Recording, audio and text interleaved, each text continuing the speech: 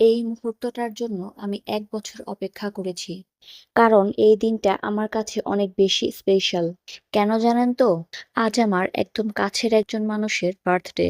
জি, একদম ঠিকই আন্দাজ করতে পেরেছেন। আজ আমার সবচেয়ে স্পেশাল মানুষ আমার হাসব্যান্ডের বার্থডে। ভাবছিলাম তার জন্য কিছু একটা স্পেশাল গিফট কিনবো। কিন্তু কি কিনবো তা ভেবেই পাচ্ছি না। যাই হোক, আজকের সকালটা একটু অন্যরকমভাবে শুরু হলো। কারণ আজকের দিনটা একটু বেশি স্পেশাল। ঘুম থেকে উঠেই ফ্রেশ হয়ে রান্নাঘরে গেলাম চা বানাতে, যেটা আমার দৈনন্দিন কাজের একটা অংশ। আপনারা তো জানেনই, চা না খেলে আমার দিনটাই শুরু হতে চায় না। দিনটা যেন অলসভাবে থেমে থাকে। কোনো কিছুতেই মন বসে না। আজকে একদম কোনো কাজে দেরি করলে চলবে না। যাই করি খুব ঝটপট অল্প সময়ের মধ্যেই করতে হবে। কারণ হুট করে আমার মাথায় একটা প্ল্যান চলে আসলো। বলুন তো সেটা কি? স্পেশাল মানুষের দিনটা যে কোনোভাবেই হোক স্পেশাল করতে হবে।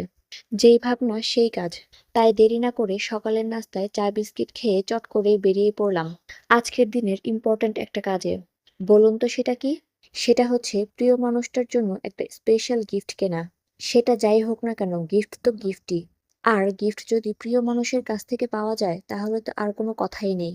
বিষণ্ণ মনটাও যেন হঠাৎ করে পুলকিত হয়ে যায়, আনন্দে ভরে ওঠে মনটা। আমি চলে গেলাম স্বপ্ন সুপার শপে। গিয়েই অনেক অনেক আইটেম চোখে পড়ল। একটা একটা করে সবগুলো জিনিসেই চোখ বুলিয়ে নিতে শুরু করলাম। আর ভাবছিলাম গিফট হিসেবে এখান থেকে কি নেওয়া যায়। যদিও খুব বেশি শিওর ছিলাম না, তবুও হালকা পাতলা আইডিয়া করে রেখেছিলাম আজকের দিনে স্পেশাল মানুষটিকে কি উপহার দিব। তবুও একটু ঘুরে ঘুরে দেখতে লাগলাম। বাহারি রকমের কালেকশন দেখতে খুবই ভালো লাগে।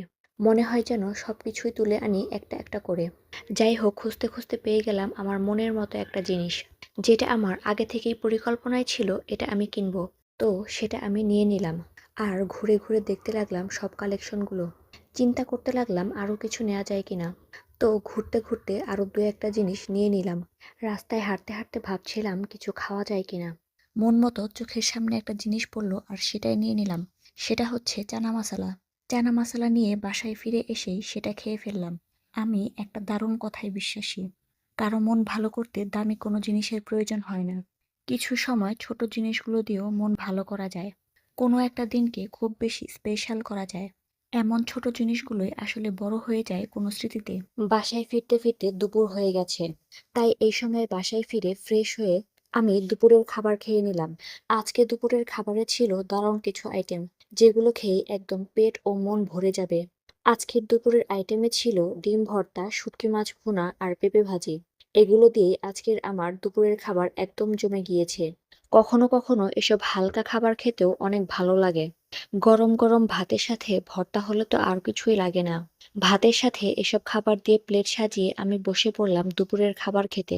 আজকের দুপুরের খাবারটা একেবারে চমৎকার ছিল। এক কথায় দারুণ। বিকেলবেলা কিছুক্ষণ রেস্ট নিয়ে আমি আবার লেগে গেলাম চা বানাতে। এবার আমি বানাবো দুধ চা। কেন জানি না সকালবেলায় আমার রং চা আর বিকেল বা সন্ধ্যায় দুধ চা হলে সময়টা একেবারে জমে যায়।